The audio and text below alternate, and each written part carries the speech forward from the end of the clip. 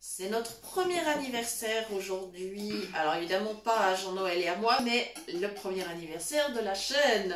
Bonjour les amis, bienvenue sur notre chaîne Cuisine Pratique pour les non-voyants qui fête donc son premier anniversaire. Nous sommes le 3 juin 2022 et voilà, ça fait exactement un an que nous avons posté notre toute première vidéo. Alors évidemment, on vous dit un très grand merci. Nous avons d'ailleurs fait à cette occasion un live sur Facebook, sur notre page, pour fêter cet anniversaire parce qu'il y a un petit décalage.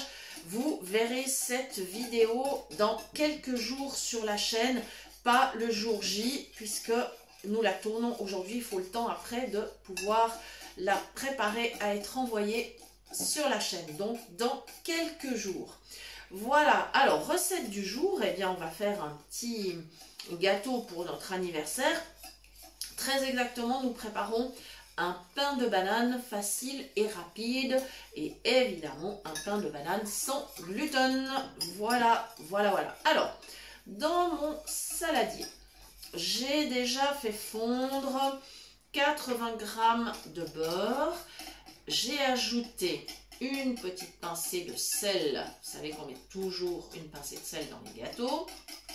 Je suis en train de mélanger ça avec encore 2 œufs et 7 cuillères à soupe de sucre. Voilà, il n'est pas nécessaire de mettre trop de sucre étant donné qu'il y aura de la banane et qu'elle apporte évidemment un complément encore de sucre. Voilà, alors je suis en train de faire mon petit mélange. Voilà. Je vais bien vous expliquer toutes les étapes et les astuces pour que ce pain de banane facile et rapide soit bon. Voilà. Comme ceci. Donc là, la base, ça va aller plutôt bien. Voilà. Maintenant, je vais ajouter... Alors, dans un bol, j'ai préparé 8 cuillères à soupe bombées de farine, c'est un mélange de farine sans gluten, plus une cuillère à café de bicarbonate. Si vous n'utilisez pas le bicarbonate, vous pouvez mettre un sachet de poudre à lever, c'est selon votre préférence. Voilà, donc je vais le verser tranquillement afin de ne pas avoir de poussière de farine partout. Voilà, parce que la farine sans gluten, elle est vraiment extrêmement fine. Et c'est vrai qu'elle a tendance à partir un peu dans tous les sens. Voilà. Alors, comme ça, c'est OK. J'ajoute. Voilà. Et je pense que, ouais, je vais avoir une consistance de pâte qui sera plutôt sympa. Ça se passe très bien. Ça sera vraiment un bon gâteau d'anniversaire. Je trouve quand même que c'est un peu épais. Et je vais aller chercher un peu de lait dans mon frigo afin d'éclaircir un peu ma pâte. J'aurais dû le préparer à l'avance d'ailleurs, mais ce n'est pas grave. Voilà. Alors ça pourrait aussi être un petit alcool, par exemple du rhum ou autre. Mais là, on va être raisonnable. On va mettre du lait. Pas trop, hein, une petite goutte. Et je verrai avec la consistance si c'est OK ou si je dois ajouter. Il faut toujours se dire que dans une recette, on peut toujours ajouter. On ne peut pas enlever quand il y a trop. Voilà. Donc on reste sur la prudence, hein, bien évidemment. Voilà. Ouais, c'est toujours un peu épais. Parce qu'après, il faut que je puisse encore inclure mes bananes, hein, évidemment. Alors, voilà. Et pour être sûr de ne pas mettre trop de lait, je le fais couler le long de mon doigt. Ce qui me permet de savoir exactement ce que j'ai mis. Voilà. Et là, on arrive sur quelque chose qui est bien mieux. Voilà.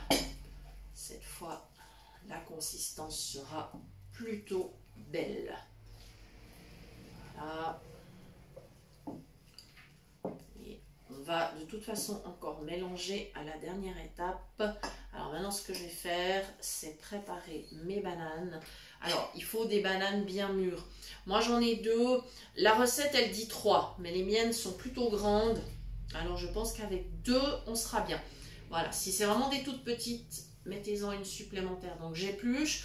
Je ne peux pas les préparer d'avance parce que la banane, ça s'oxyde très vite, ça noircit.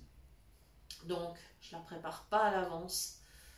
Je fais vraiment au dernier moment. Donc voilà, elle est épluchée et j'ai préparé une assiette avec une fourchette et je vais tout simplement l'écraser. Voilà, c'est pour ça qu'il faut une banane plutôt mûre quand même, hein. Voilà, alors ça, je pense que les jeunes mamans, elles connaissent, elles font ça pour leur bébé aussi, d'écraser des bananes. Les enfants adorent ça d'ailleurs, surtout si on ajoute un petit peu de jus d'orange. Quand on leur prépare ce genre de goûter, eh ben, c'est le cas de dire, ils ont la banane jusqu'aux oreilles parce que, au sens propre comme au figuré, ils ont un grand sourire. Voilà. Comme ceci. Voilà. Et pendant que j'écrase ma banane, je vais évidemment profiter pour tous vous remercier. Vous tous qui nous suivez depuis un an. Et bien sûr, l'aventure continue, ça c'est clair, on va continuer.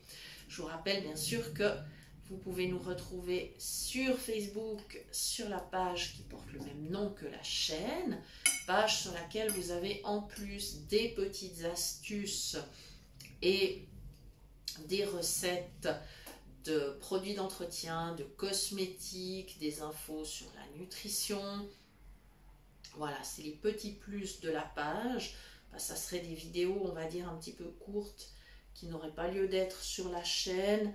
Et surtout, comme on est une chaîne de cuisine, si on commence à publier des vidéos de cosmétiques et autres, YouTube va commencer à se demander ce qu'on fait. Alors voilà, il faut qu'on reste dans notre thématique qui est la cuisine. Je vous rappelle évidemment que vous pouvez aussi toujours nous écrire sur notre adresse mail cuisinepratique@mail.ch et que nous vous répondons avec grand plaisir dans un délai de 2 à 3 jours. Et j'en profite aussi pour vous remercier pour les j'aime, les partages, les commentaires et les messages. Nous essayons vraiment de répondre à tout le monde. Et si par hasard on zappe un message, alors veuillez nous excuser. On essaye vraiment d'être attentif. Voilà, c'est presque tout écrasé. Et je vais pouvoir ajouter ça dans mon pain qui va devenir un pain de banane du coup. Voilà, comme ceci. Voilà, c'est bien écrasé, c'est ok. Alors, je prends mon assiette et avec la fourchette, eh bien, je vais transférer la banane dans la pâte. On va essayer de pas mettre à côté. Voilà. Comme ceci. Ça sera quand même quelque chose de bien consistant, hein. Voilà. Alors, ça peut se servir avec un petit peu de crème chantilly, pourquoi pas, avec une boule de glace, pourquoi pas aussi, et avec, pourquoi pas aussi, une crème pâtissière ou autre, crème vanille, enfin voilà, tous les choix sont possibles. Voilà, donc ma consistance est plutôt pas mal. Voilà, et puis ça va partir en cuisson, 180 degrés, le temps normal, hein, pour un gâteau, environ 50 à 55 minutes. Je pense que à partir des 45 minutes de cuisson, il faut commencer à surveiller, c'est-à-dire tester avec soit un couteau fin, soit avec une aiguille à cake, voir si la cuisson est terminée. Voilà les amis, il me reste à vous dire un très grand merci et à vous donner rendez-vous bien sûr très bientôt pour de nouvelles idées cuisine.